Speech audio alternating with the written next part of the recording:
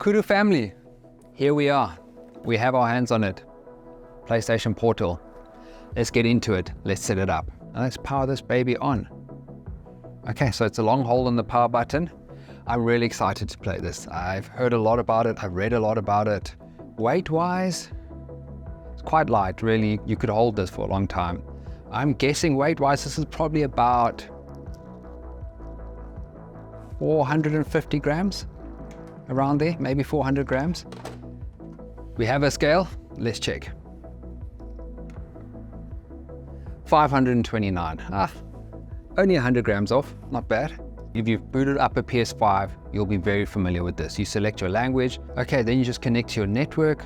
That we can do. I'm loving the screen thus far. Obviously, I'm not in game yet, but I'm loving the screen. It's looking really good. I wonder if there's a brightness adjustment for the screen. That is something I would like to know. If there's an auto brightness adjustment, or if there's just one setting for the brightness on the screen. Yeah, if you've ever set up a PS4 or a PS5, this is all going to be very, very familiar to you. Okay, so now I need to sign in with my PSN account on the portal. If you've got the PlayStation app on your phone, you can just go to Settings, and then you can go to Console Management and scan QR code, and then you can scan the QR code on the PlayStation Portal.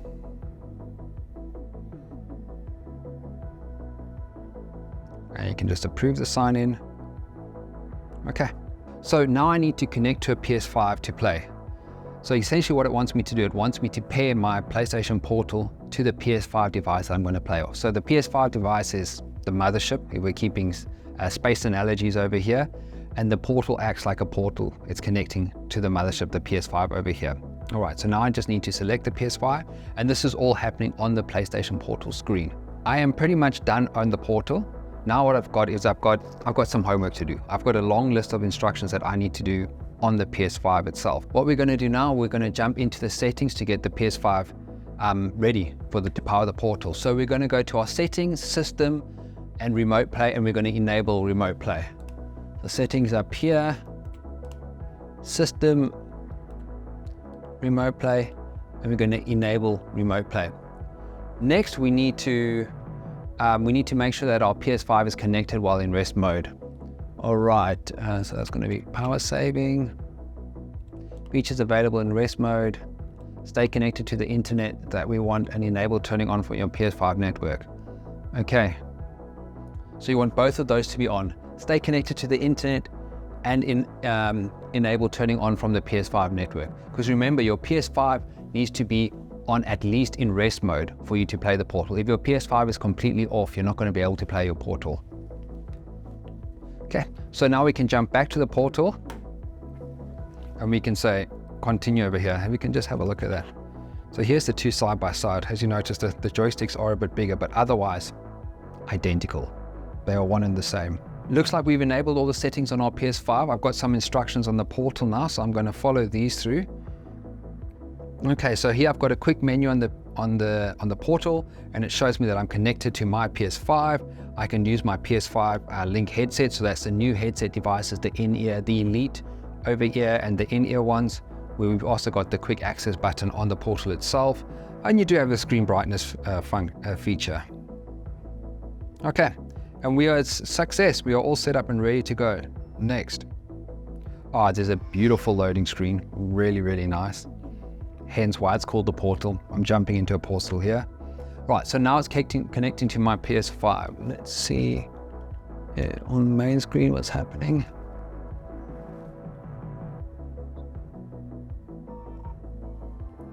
All right, so we are in.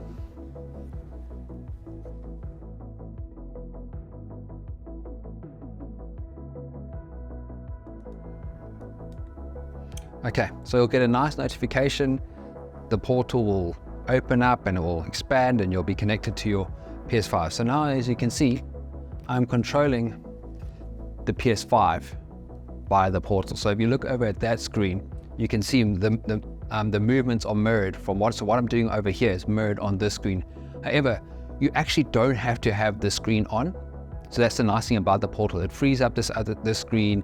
It gives you freedom to move around. So, for example, if your significant other wanted to watch a show, they could watch it while you game. one thing I do want to know is, do I have the adapter trigger? I'm not feeling those, but where I can go, I know the perfect place to test all of that, because it is something that I've wondered about. How does that fit in?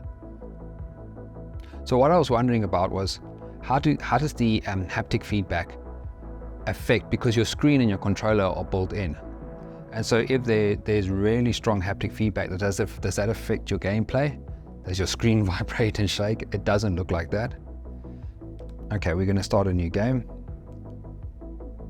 because I want to go through the controller demo on this and see what that's like. I love the quick access menu where you can just swipe from the right hand side. Jumping into the PlayStation Portal setup, let's see if we've got, yeah, still got the adapter triggers.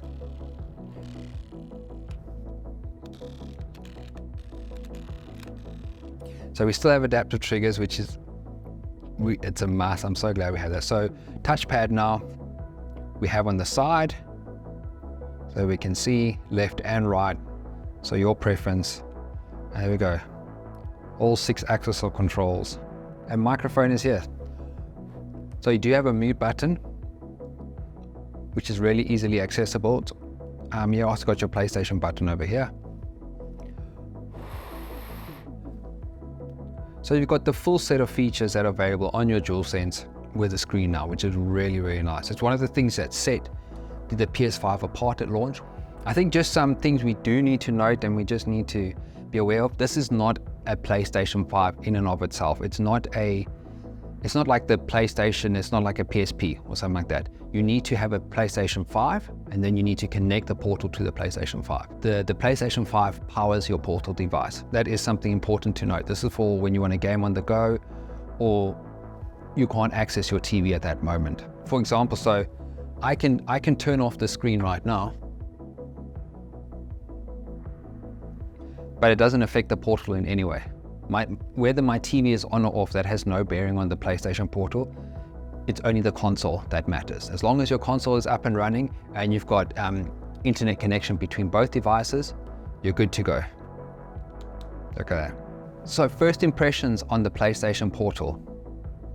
I'll be honest, I was skeptical at first. When I first saw the press drops and the media releases, I was skeptical, but I'm genuinely enjoying it. I really like it. As long as you understand the limitations and what it's meant to do. It's not meant to be a PlayStation 5 standalone. It makes your PlayStation portable, so it makes your gaming experience portable. When you understand what it's meant to do, it is a great device. The screen is bright, it's clear, it's everything you need the screen to be. In hand, it's got a great feel. It's a great piece of kit.